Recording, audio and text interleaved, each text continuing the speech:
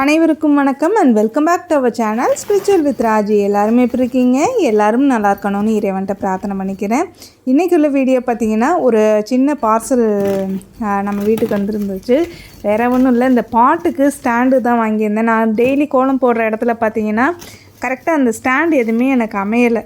பிளாஸ்டிக்கில் வாங்கி வச்சுருந்தேன். பட் அது என்ன ஆச்சுன்னா உள்ளுக்குள்ளே, அதாவது நடுவில் ஓப்பனாக இருக்கும், அதுக்குள்ளே பார்த்திங்கன்னா சின்ன சின்ன பாட்டு எதுவுமே வைக்க முடியாது, உள்ளுக்குள்ளே போயிடும். ஸோ அதனால் என்ன பண்ணேன்னா ரொம்ப நாள் வாங்கணுன்னு விஷ்லிஸ்ட்டில் போட்டு வச்சுருந்த ஒரு பாட் ஸ்டாண்டு தான் இன்றைக்கி வந்துருந்துச்சு. ஆனால் நல்ல ஒரு ஆஃபரில் வாங்கியிருந்தேன். இப்படி கிடைக்கும் நான் யோசிக்கவே இல்லை. ஏன்னா நான் பார்த்த வரைக்கும் பார்த்திங்கன்னா ஒரு 3-4 மாதமாகவே இந்த பாட் ஸ்டாண்டு போட்டே தான் வச்சுருந்தேன். அதுக்கப்புறம் வேறு ஒன்று போட்டு வச்சுருந்தேன். அதோடய ரேட்லாம் ரொம்ப ஹெவியாக இருந்துச்சு, கம்மியான ஒரு ரேஞ்சுக்கு எனக்கு கிடைக்கவே இல்லை. ஆனால் இந்த ஸ்டாண்டு பார்த்திங்கன்னா ரொம்ப குறைஞ்ச ரேட்டுக்கு குவாலிட்டியுமே ரொம்ப சூப்பராகவே இருந்துச்சுன்னு சொல்லலாம். ஏன்னா கோலம் போடுறதுனால பார்த்திங்கன்னா தினமுமே தண்ணி தெளிக்க வேண்டியதாக இருக்குது. அந்த இடத்துல போயிட்டு கரையாயிடுச்சு அப்படின்னா, ஏன்னா நம்ம டைல்ஸ் போட்டு கிட்டத்தட்ட எனக்கு தெரிஞ்சு ஒரு 6 மாதம் இருக்குன்னு நினைக்கிறேன். அதுக்குள்ளே அந்த இடம் ஃபுல்லாக கரையாயிடுச்சு, உப்பு படிஞ்ச மாதிரி ஆகிடுச்சு அப்படின்னா ரொம்ப சிரமமாக இருக்கும். இன்னொன்று, எனக்கு அந்த கோலம் போடுறோம் இல்லையா, அந்த இடத்துல வந்து டெய்லியுமே ஸ்க்ரப்பர், அந்த ஸ்டீல் ஸ்க்ரப்பரை வச்சு தேய்ச்சிட்டு அதை கழுவி விட்டுட்டு தான், அதாவது நாளைக்கு இப்போ கோலம் போடுறேன் அப்படின்னா இன்றைக்கி வந்து நான் அந்த இடத்த ஃபுல்லாக க்ளீன் பண்ணி விட்டுட்டு தான் கோலம் போடுவேன். ஸோ என்ன ஆகிடுதுன்னா, டெய்லியுமே ஸ்க்ரப்பர் போட்டு க்ளீன் பண்ணலை, ஒரு 3 நாள் அப்படியே தொடர்ந்து சும்மா கோலம் மட்டும் போடுறோம் அப்படின்னா அந்த இடமே அப்படியே ஒரு மாதிரி பார்க்குறதுக்கே அன்ஈவனாக இருக்கும். இன்னொன்று, உப்புக்கரை வந்து படிய ஆரம்பிச்சிடும்ன்ட்டு தான் பார்த்திங்கன்னா ஸ்டாண்டு சின்ன சின்ன அந்த திருமணெல்லாம் இருக்குல்ல, அந்த அதாவது பாத்திரங்களுக்கெல்லாம் அடியில் பேஸ்மெண்ட்டாக போடலாம், அதெல்லாம் எடுத்து வச்சுருந்தேன். கிச்சனில் யூஸ் பண்ணது எக்ஸ்டர்னாக இருந்ததெல்லாம் எடுத்து வச்சுருந்தேன். பட் அதுவுமே என்ன ஆச்சுன்னா, சின்ன அதில் கேப்பே இல்லாமல் இருக்கிறனால இந்த தவக்களை போகிறது, அட்டைப்பூச்சிலாம் அடியில் போகிற மாதிரி இருந்தது. எனக்கு அன்கம்ஃபர்ட்டாக இருந்ததுனால பார்த்திங்கன்னா இந்த ஸ்டாண்டு சரி போட்டுருவோம், சில விஷயங்களுக்கு வந்து யோசிக்கக்கூடாது, ஏன்னா நமக்கு எது சேஃபோ அதை வந்து நம்ம கரெக்டாக கொண்டு போகணுன்றதுக்காக தான் இந்த பாட் ஸ்டாண்டே போட்டிருந்தேன். போடுறதுக்கு முன்னாடி ஏகப்பட்ட யோசனை, இது இப்போதைக்கு தேவையா போட்டு இதில் போய் செலவு பண்ணிகிட்டு இருக்கணுமான்னு யோசித்தேன். இருந்தாலுமே எனக்கு வந்து அந்த கேப் இருக்கும்போது க்ளீன் பண்ணுறதா இருக்கட்டும், அந்த இடம்லாம் பார்த்திங்கன்னா இப்போ செடி வச்சுருக்கிற இடம்லாம், இந்த அதாவது இந்த ஷெல்ஃபில் வச்சுருக்கிறதெல்லாம் பார்த்திங்கன்னா ஒரு மாதிரி அடியில் உப்புக்கரை பிடிச்சிருச்சு ஃபுல்லாகவே. அதே மாதிரி டைல்ஸில் பிடிச்சிச்சின்னா எனக்கு ரொம்ப ஒரு ஸ்ட்ரெஸ்ஸாக இருக்கிற மாதிரி இருக்கும், நம்ம க்ளீனாக இல்லாத மாதிரியே ஒரு ஃபீல் ஆகிட்ருக்கும். அதனால் பார்த்திங்கன்னா இந்த பாட் ஸ்டாண்டை ஒரு வழியாக போட்டுட்டேன். ஏன்னா இனிமேல் வந்து கொஞ்சம் கேப் கிடைக்கிறனால, நல்லா அது சன்லைட்லாம் படுறதுனால நமக்கு நல்லா டக்கு டக்குன்னு அந்த தண்ணி ஈரம் நிற்காதுன்றதுக்காக போட்டிருக்கேன். அந்த பாட் ஸ்டாண்டை எப்படி ஆர்கனைஸ் பண்ணுறன்றதெல்லாம் அடுத்தடுத்த வீடியோக்களில் காட்டுறேன். இந்த இடத்துலையுமே உப்புக்கரை படிஞ்சதுனால இங்கேயுமே அந்த பாட் ஸ்டாண்டை வைக்காமல் யோசித்தேன். ஆனால் அதோட குவாலிட்டி இவ்வளோ நல்லாயிருக்குன்னு நான் யோசிக்கவே இல்லை. ஏன்னா ஹைட்டு வந்து நல்லா பெருசாக இருக்குது. நான் என்ன நினச்சேன்னா குட்டி குட்டியாக இருக்குமோ அப்படின்னு ஒரு டவுட்லேயே தான் போட்டேன். ஆனால் நல்ல ஹைட்டு இருக்குது. எப்படியுமே ஒரு ஸ்கொயர் ஃபீட்டுக்கு கொஞ்சம் கம்மியாக அந்த அளவுக்கு இருக்கும். ஏன்னா ஹைட்டு நல்லா இருக்கிறனால பார்த்திங்கன்னா நமக்கு கீழே வந்து அந்த ஏர் சர்க்குலேஷன் இருக்கிறனால நல்லா காஞ்சிரும்ன்றதுக்காக, நமக்கு அதே மாதிரி இந்த பூச்சி எதுவுமே அந்த இடத்துல தங்காது, தவளை இது எதுவுமே ஏறாதுன்றதுக்காக நான் இதை போட்டிருந்தேன். ரொம்பவே நல்லா இருந்தது. இந்த இடத்துலையுமே அந்த பாட் ஸ்டாண்டை எடுத்து ஆர்கனைஸ் பண்ணிடுவோன்னு தான் யோசிச்சுருந்தேன். ஆனால் ஹைட்டாக இருக்கிறனால பார்த்திங்கன்னா அந்தளவுக்கு வந்து லுக்வைஸ் இங்கே சரியாக இல்லை. அதனால் வேறு ஸ்டாண்டை தான் இங்கே செட் பண்ணியிருந்தேன். இதை ஃபஸ்ட்டு செட் பண்ணி பார்ப்போம் அப்படின்னு யோசிச்சுட்டு தான் இந்த ஸ்டாண்டுக்கு இங்கே இந்த இடத்துல வச்சுருந்தேன். பட் எனக்கு வந்து ஒரு எப்படி சொல்கிறது, ஒரு புஷியாக எதுவும் தெரியல, ஏதோ அன்கம்ஃபர்ட்டாக இருக்கிற மாதிரி இருந்துச்சு. அதனால் இங்கே வந்து ஏற்கனவே நம்மகிட்ட இருந்தது இல்லையா அந்த பிளாஸ்டிக் ஸ்டாண்டை, நீங்கள் நிறைய வீடியோவில் பார்த்துருப்பீங்க, அந்த ஸ்டாண்டை இங்கே வச்சுட்டேன். ஏன்னா அந்த இப்போ நான் வாங்கின ஸ்டாண்டு பார்த்திங்கன்னா 10 ஸ்டாண்டு இருந்தது. நல்லா பெரிய பாக்ஸில் பேக் பண்ணி கொடுத்துருந்தாங்க. பேக்கேஜிங்குமே நல்லா இருந்தது.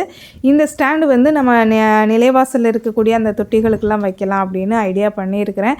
ஏன்னா இந்த இடத்துல நமக்கு வந்து அந்த கரை தான் பிடிக்கக்கூடாது. ஆனால் நிலைவாசலில் விநாயகருக்கு பக்கத்தில் செடிகள் நல்லா புஷியாக இருக்குது, அடியில் டேபிள்லாம் இருக்குது. அதனால் எந்த பூச்சியும் இருக்கக்கூடாதுன்றதுக்காக, ஏதாவது பூச்சி வந்துடக்கூடாது, நிறைய வண்டு பூச்சிகள்லாம் இங்கே வரும், பாம்புலாம் கூட வரும், பட் நம்ம வீட்டுக்கு வந்ததில்லை, ஏதோ அடைஞ்சிடக்கூடாதுன்றதுக்காக தான் இதை ஆர்டர் பண்ணியிருந்தேன். இன்னொன்றுமே கழுவி விடுறது, அங்கே அதிகமாக கழுவி விட்டுக்கிட்டே இருப்பேன். வாரத்தில் ஒரு நாள் கழுவி விடுறதுனால கொஞ்சம் ஈஸியாகவும் இருக்கும், கேப்பு நிறையா இருக்கிறனாலன்னு அங்கே மாற்றலான்னு கொஞ்சம் மாற்றினேன். இதை ஃபஸ்ட்டு இப்படி ஒரு ஆர்கனைஸ் பண்ணிவிட்டு அதுக்கப்புறம் அப்படியே ஒரு ஆர்கனைஸ் பண்ணுறதுக்கு போதும் ஆகிடுச்சு. இருந்தாலுமே எனக்கு இந்த கார்டனிங் ஒர்க் பண்ணுறது ரொம்ப ரொம்ப பிடிக்கும். இதெல்லாம் வந்து ஆள் விட்டு பண்ணுறது அதே மாதிரி இந்த பெயிண்ட் பண்ணுறது, அதாவது பெரிய லெவலில் பெயிண்ட் பண்ணி வீடெல்லாம் ஃபுல்லாக பெயிண்ட் பண்ணுறதான் வந்து நமக்கு தெரியாது. மற்றபடி சின்ன சின்ன வேலைகள்லாம் வந்து நானே செய்யணும்னு யோசிப்பேன். எதுவுமே நம்ம இறங்கி செய்யும்போது அதோட வேலைகள் வந்து எதுவுமே நமக்கு பிடிச்சிருக்கும். அதில் சின்ன சின்ன வந்து ட்ராபேக் இருக்கும், நம்ம ஏதாவது தப்பு பண்ணிடுவோமோ அப்படின்ற ஒரு எண்ணம் இருக்கும். இருந்தாலுமே அதில் நம்ம எல்லாமே இறங்கி செய்யும்போது பார்த்திங்கன்னா அதில் ஒரு சாட்டிஸ்ஃபைடாக இருக்கும், நம்ம செஞ்சோம் அப்படின்ற ஒரு எண்ணம் இருக்கும் இல்லையா.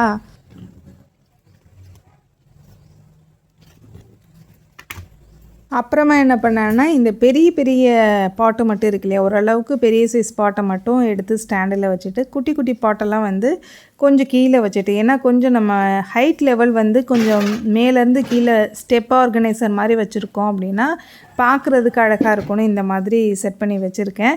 ஏன்னா இதை விட சின்ன ஸ்டாண்டாக வச்சாலுமே இதுக்கு சின்ன பாட்டுக்கு அவ்வளோ வந்து என்கிட்ட அவ்வளோ கன்வீனியண்ட்டாக இல்லை ஸ்டாண்டு.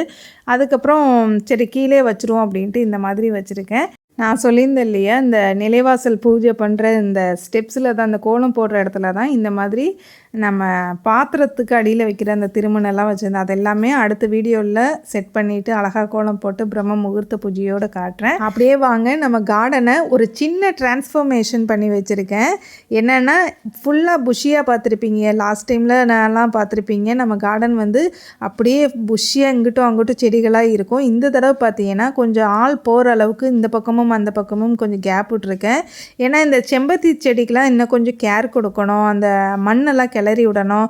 நானுமே இந்த உரம் வந்து கொடுக்கும்போது இந்த மண்ணெல்லாம் கிளறி விடணும்னு யோசிச்சுட்டே தான் இருந்தேன். பட் என்ன ஆயிடுச்சுன்னா, யோசிப்பேன், பக்கத்தில் போவேன், இந்த தொட்டியில் உள்ள மண்ணை கிளறுவேன், பின்னாடி போகிறதுக்கு கொஞ்சம் இதுவாக இருக்கும். ஏன்னா அடசலாக இருக்கிறனால இந்த பப்பம்னு அப்படியே விட்டுடுறது. அதே மாதிரி இந்த வேப்ப மரம் வந்து ரொம்ப நாள் பூஜை பண்ணிக்கிட்டே இருந்தேன். கிட்டத்தட்ட இப்போ ஒரு 1.5 மாதமாகவே வந்து பூஜையே பண்ண முடியறதில்ல. ஏன்னா தொட்டி ஃபுல்லாக அடைச்சி வச்சுட்டனால என்ன ஆகிடுச்சுன்னா பூஜையே பண்ண முடியாத மாதிரி போயிடுச்சு. அவங்களுக்குமே கொஞ்சம் பூஜை பண்ணணும்.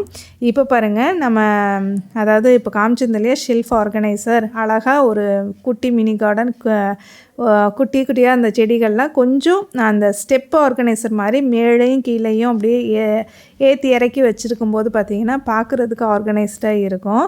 இந்த பாருங்கள், இந்த மாதிரி உப்புக்கரை படிஞ்சிடக்கூடாதுன்றதுக்காக தான் இந்த மாதிரி ஸ்டாண்டை வச்சு கவர் பண்ணி வச்சுருக்கிறேன். ஏன்னா இந்த இடத்துல மழை பெய்யுதுன்னா கொஞ்சம் தண்ணி நிற்கும். அந்த ஷெல்ஃபு வந்து கீழே தண்ணி வடிகிற மாதிரி வைக்கல அவங்க, அப்படியே கார்னரில் போய் நிற்கிற மாதிரி வச்சுட்டாங்க. மழை பெய்யும்போது ஃபுல் அண்ட் ஃபுல் தண்ணி வந்துடும், எல்லா இடமும் அப்படியே ஸ்ப்ரெட் ஆகிடும். நம்ம தரையிலே கூட கொஞ்சம் தண்ணி அப்படியே ஓடுனா பாருங்களேன், ரொம்ப அதிகமாக மழை பெய்யுதுன்னா தண்ணி நல்லா ஓடும் எல்லா இடத்துலையும். அதனால் கொஞ்சம் ஐடியா பண்ணி மாற்றி வச்சுருக்கிறேன்.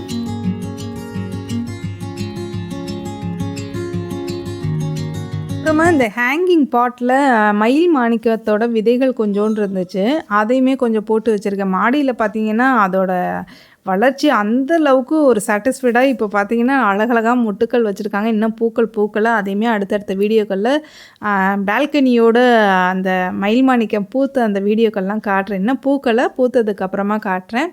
நைட்டு அப்படியே பார்த்துட்டு ஒரு பார்வை, நம்ம செஞ்ச வேலைகள் எப்படி இருக்குன்னு திரும்பி பார்க்குறது எனக்கு ரொம்ப பிடிக்கும். நம்ம நல்லா செஞ்சுருக்கோமான்னு தூரமாக போய் நின்று பார்ப்பேன். அதுக்கப்புறம் உட்காந்து பார்ப்பேன். ஒரு டீ காஃபி ஏதாவது போடுறேன் அப்படின்னா அந்த இடத்துல வச்சு கொடுப்பேன். இந்த மாதிரி செய்கிறதெல்லாம் எனக்கு ரொம்ப பிடிக்கும். என்னை மோஸ்ட்லி வந்து நிறைய வருஷங்கள் வந்து வெளியில் போயெலாம் ரொம்பலாம் சுற்றுனது கிடையாது. ஏன்னா எங்களோட பிஸ்னஸ் அப்படி நிறைய இடத்துக்கெலாம் நாங்கள் போனது. அதே மாதிரி இந்த மாதத்தில் ஒரு தடவை போகிறது, வாரத்தில் ஒரு தடவை போகிறது, கோயிலுக்கே மோஸ்ட்லி வந்து ரொம்ப போக மாட்டோம். ஏன்னா ஹஸ்பண்டு வந்து அவங்க அடிக்கடி லீவ் போட முடியாது. லீவு நாங்களாக போடுறது தான், யாருகிட்டையும் வேலை பார்க்கல, பிஸ்னஸ் பண்ணுறதுனால. ஆனாலுமே வந்து லீவ் போடக்கூடாதே அப்படின்ற மாதிரி இருப்போம். இருந்தாலுமே அவங்கள விட்டுட்டு வெளியில் எங்கே போகிறதுமே எனக்கு சுத்தமாக சாட்டிஸ்ஃபைடே இருக்காது. அம்மாலாம் அழகாக வா கூட்டிகிட்டு போகிறேன்னுலாம் சொல்லுவாங்க. தனியாக மோஸ்ட்லி எங்கேயுமே போகிறதுக்கு விரும்ப மாட்டேன் நான். பக்கத்தில் இருக்கக்கூடிய நம்ம வீட்டுக்கு பின்னாடி இருக்கக்கூடிய அம்பாள், அதாவது தாயார் ஒரு கோவில் இருக்குது, அம்மன் கோவில், அங்கே மட்டும் வந்து வாரம் போயிட்டுருப்பேன். இந்த மாதிரி தான். அதனால் என்ன செய்ய முடியும், வீட்டுக்குள்ளே நம்மளால் என்ன பண்ண முடியுன்றதை கொஞ்சம் மாற்றங்கள் கொடுத்துக்கிட்டே வீட்டை அழகாக ஆர்கனைஸ் பண்ணுறது, வீட்டு வேலைகளை பார்க்குறது, இந்த மாதிரி எனக்கு பிடிச்ச சில வேலைகளை பார்த்துக்கிட்டே இருப்பேன். இது நேற்று எடுத்த வீடியோ தான். தம்பிக்கு பர்த்டேக்கு நிறைய பேர் விஷ் பண்ணியிருந்தீங்க. உண்மையிலே நான் இந்த அளவுக்கு கமெண்ட்ஸ் வரும்னு நான் நினைக்கவே இல்லை. ரொம்ப சந்தோஷம். உங்கள் எல்லாருக்கும் நன்றிகளையும் நான் சொல்லிக்கிறேன். ஏன்னா அந்தளவுக்கு விஷ் பண்ணியிருந்தீங்க. அவன்கிட்டையுமே காமிச்சிருந்தேன். அவனுமே ஒரு பொன் சிரிப்பு அவர் வாயில் வந்துச்சு. அந்தளவுக்கு சந்தோஷப்பட்டான் தம்பி. அதே மாதிரி இன்றைக்கி வீடியோ எடுக்கலை, இது நேற்று எடுத்த வீடியோ தான். என்னென்னா நாங்களுமே நான்வெஜ் சாப்பிடுவோம். வாரத்தில் வந்து அதாவது சனிக்கிழமை, வியாழக்கிழமை, வெள்ளிக்கிழமை, அதுக்கப்புறம் செவ்வாய்க்கிழமை, அதுக்கப்புறம் விசேஷ நாட்கள். பொதுவாக வந்து விசேஷ நாட்கள் இல்லாத நாள்னு என்னைக்காவது மட்டும் சாப்பிட்றது. வாரத்தில் ஒரு நாள், அதிகபட்சம் 2 நாள் தான் வரும். ஏன்னா சஷ்டிலேருந்து எல்லாமே இருக்கிறோன்றனால நான் வந்து வாரத்தில் ஒரு நாள் தான் சாப்பிட்டுட்டு இருந்தேன். இப்போ வந்து இடையில சொல்லியிருந்தேன் இல்லையா, கொஞ்சம் உடம்பு சரியில்லைன்னு, ஹீமோக்ளோபின் லெவல் கரெக்டாக இருக்கணுன்றதுக்காக டாக்டர்கிட்ட கேட்டனால பார்த்திங்கன்னா வாரத்தில் ஒரு 2 நாள் சேர்த்துக்கோங்க அப்படின்னு சொல்லியிருந்தாங்க. எனக்கு என்னென்னா அந்த 2 நாள் சேர்க்குறதுனால பிரச்சனை கிடையாது. அதை எனக்கு சேர்க்குறேன்னா அன்றைக்கி பூஜை வந்து கம்ப்ளீட் பண்ண முடியாத மாதிரி இருக்கும். பிரம்ம முகூர்த்த பூஜை பண்ணிடுவேன். அகண்ட விளக்கு எரிஞ்சுக்கிட்டே இருக்குதா, அதனால் பார்த்திங்கன்னா காலையில் ஒரு எப்படியும் ஒரு 5 மணிக்கு உள்ள நான் தீபம் ஏற்றிடுறேன். எல்லா தீபமும் பிரம்ம முகூர்த்த தீபம்லாம் ஏற்றிடுறேன். அப்படின்னாலுமே அந்த அகண்ட விளக்கு எரியிறதை வந்து கொஞ்சம் குளிர வைக்கக்கூடிய ஒரு சூழல் வந்துடுது. ஏன்னா நான் 10 மணிக்கு தான் மார்னிங் சாப்பிடுவேன். 9 மணிக்கெலாம் சாப்பிட மாட்டேன். 10-10:30 ஆகிடும். ஏன்னா இந்த வேலைகளை முடித்தா தான் சாப்பிட்ணும் அப்படின்னு ஒரு ஃபாலோ பண்ணி அப்படியே பழகியாச்சு. அதனால் பார்த்திங்கன்னா கரெக்டாக ஒரு 10-10:30 மணிக்கு வந்து குளிர வைக்கிற மாதிரி இருக்கும். அன்னைக்கு அந்த 2 நாள் மட்டும் கட் ஆகிற மாதிரி எனக்கு கொஞ்சம் ஃபீல் ஆகிற மாதிரி இருக்கும். இன்னொன்று வீடியோலையுமே அதை காட்டுவேன். என்னென்னா நான்வெஜ் காட்டணும் இருந்தாலுமே, ஏன்னா எல்லாமே நம்ம காட்டுறோம். நம்ம சேனலில் வந்து குக்கிங்லேருந்து ஒரு ஃபேமிலியில் எப்படி இருப்போம் அப்படின்றத வந்து காட்டுவேன். இருந்தாலும் எனக்கு இந்த இது ஆன்மீகம் சார்ந்ததுங்கிறனால இந்த நான்வெஜ் காட்டுறதுல துளி கூட விருப்பம் கிடையாது.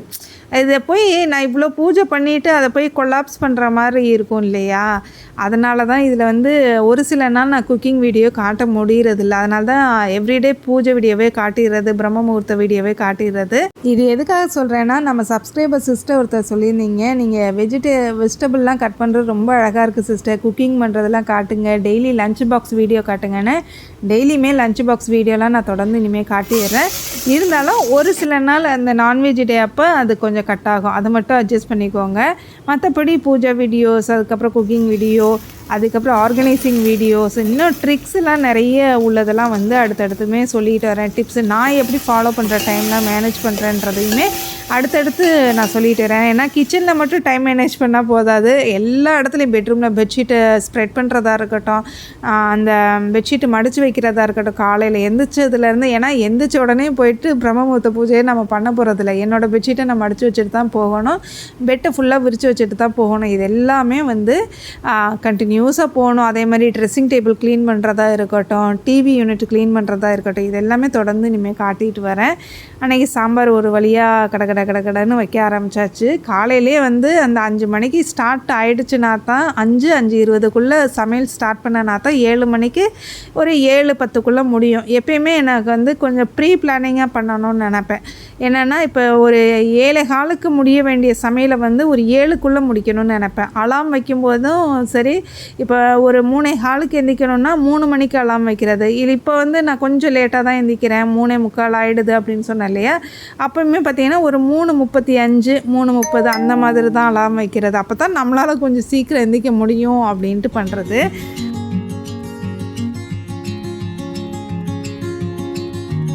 ஒரு பக்கம் அப்படியே குக்கிங் ஒர்க்லாம் முடிச்சாச்சு. என்னோடய ஃப்ரெண்டு பக்கத்தில் இருக்கிறவங்க என்ன கேட்டாங்கன்னா, நீங்கள் இவ்வளோ கோலம் போடுறீங்களே கேஸ் ஸ்டவ்லலாம், அது இந்த பருப்புலாம் சிந்தும், பொங்கி ஊற்றுமே, அதெல்லாம் எப்படி க்ளீன் பண்ணுவீங்கன்னு கேட்டாங்க.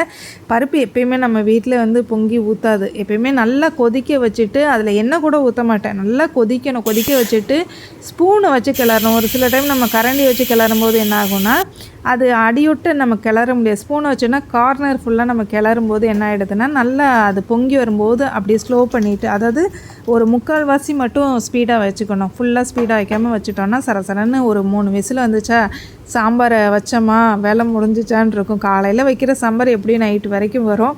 நைட்டு டிஃபனுக்கும் அதே வேலையோடு முடிஞ்சிடும். இந்த மாதிரி தான் வந்து கொஞ்சம் சின்ன சின்ன வேலைகளை வந்து அட்ஜஸ்ட் பண்ணிட்டு போயிட்டே இருப்பேன். அதே மாதிரி ஒரு கடாயில் ஒரு குழம்பு வைக்கிறோம் அப்படின்னா, அதிலே அப்பளத்தை வறுத்துட்டு அந்த எண்ணெயை ஊற்றிட்டு அதிலே வந்து குழம்போ இல்லை பொரியலோ வந்து அதில் தாளிச்சிடுறது, இந்த மாதிரி தான் செஞ்சிகிட்ருப்பேன். பார்த்தீங்கன்னா இந்த வீடியோலாம் நேற்று எடுத்த அடுத்ததான் தம்பிக்கு பன்னீர் பட்டர் மசாலாவும் சப்பாத்தியும் கேட்டிருந்தான், பர்த்டேக்கு செஞ்சு கொடுங்கம்மா அப்படின்னு சொல்லி. இல்லைனாலுமே வாரத்தில் ஏதாவது ஒரு நாள் சப்பாத்தியோ ஏதாவது ஒன்று ஸ்பெஷலாக பண்ணிடுறது. அதுக்கப்புறம் இது வந்து நேற்று உள்ள வீடியோ, நேற்று செடிக்கெலாம் தண்ணியை ஊற்றுனது. இன்றைக்கி அப்படியே பார்த்திங்கன்னா நம்ம ஏற்கனவே பார்த்துருப்பீங்க இல்லையா, அப்படியே நம்ம மினி கார்டனை கொஞ்சம் ஒரு சின்ன ட்ரான்ஸ்ஃபர்மேஷன் பண்ணியாச்சு. அதுக்கப்புறமா பார்த்திங்கன்னா பாப்பாவுக்கு நாளைக்கு பர்த்டே. தம்பிக்கு நேற்று பர்த்டே, பாப்பாவுக்கு நாளைக்கு பர்த்டே. 2 பேருக்கும் ஒரே ஒரு நாள் தான் டிஃப்ரென்ஸு. சாரி, ஒரு வருஷம் ஒரு நாள் டிஃப்ரென்ஸு.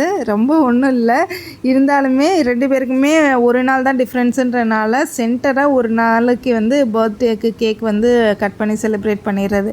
அவங்களுக்கு ஒரு 5 வருஷம் வரைக்கும் தான், 5 வயசு வரைக்கும் தான் பார்த்திங்கன்னா தனித்தனியாக கேக்கு கட் பண்ணுறது இதெல்லாமே பண்ணிகிட்டு இருந்தோம். அதுக்கப்புறமா சேர்த்து வச்சு ஒரே நாளில் பண்ணிடுறது. ஆக மொத்தம் செலவு மிச்சம் அப்படின்னு சொல்லிட்டு போயிட்டே இருக்கிறோம். அடுத்ததாக பார்த்திங்கன்னா நம்ம கார்டன் இப்படி தான் ஏற்கனவே புஷியாக இருந்துச்சு. சரி, இதுதான் எனக்கு வந்து கம்ஃபர்ட்டாக இல்லை, பின்னாடி போய் பூஜை பண்ண முடியல, அந்த பக்கமாக க்ளீன் பண்ணவும் முடியல, ஏன்னா இலதலெல்லாம் நிறைய விழும் இந்த இடத்துல. அதனால தான் பார்த்திங்கன்னா ஒரு சின்ன மாற்றம் நம்ம தோட்டத்துக்கு கொடுத்துருக்கேன். இந்த செம்பருத்தி பார்த்திங்கன்னா நாட்டு செம்பருத்தின்னு நினச்சி வச்சேன், ஆனால் இது நாட்டு செம்பருத்தி தான். அதிலே பாருங்கள் ஒரு சின்ன ஒரு சர்ப்ரைஸ் நம்ம கொடுத்துருக்காங்க. இது வந்து டபுள் ஷேடாக வருது. நம்ம எப்படி சொல்கிறது, இயற்கை வந்து நமக்கு எவ்வளோ அதிசயங்களை கொடுத்துக்கிட்டு இருக்காங்க, அதை அனுபவிக்கிறவங்களுக்கு மட்டும்தான் தெரியும். அடுத்ததான் நம்ம சப்ஸ்கிரைபர் சிஸ்டர் ஒருத்தவங்க கேட்டிருந்தீங்க, செமி ஷேடில் துளசி செடி வைக்கலாமா, மண்கலவை பற்றி சொல்லுங்கள், டிப்ஸு சொல்லுங்கன்னு சொல்லியிருந்தீங்க. அதெல்லாம் அடுத்த வீடியோக்களில் காட்டுறேன். நான் நம்ம வீட்டில் இயற்கை உரங்கள் தான் யூஸ் பண்ணிக்கிட்டு இருக்கேன். காய்கறி கழிவுகளை வச்சு எப்படி உரமாக்குறதுன்னு அடுத்தடுத்த வீடியோக்களில் சொல்கிறேன். இந்த வீடியோ உங்களுக்கு பிடிச்சிருக்குன்னு நினைக்கிறேன். இந்த வீடியோ உங்களுக்கு பிடிச்சிருந்தா மறக்காமல் ஷேர் பண்ணுங்கள், சப்ஸ்கிரைப் பண்ணுங்கள், கமெண்ட் பண்ணுங்கள், டைப் ஆப்ஷனை மறக்காமல் ப்ரெஸ் பண்ணுங்கள். நன்றி, வணக்கம்.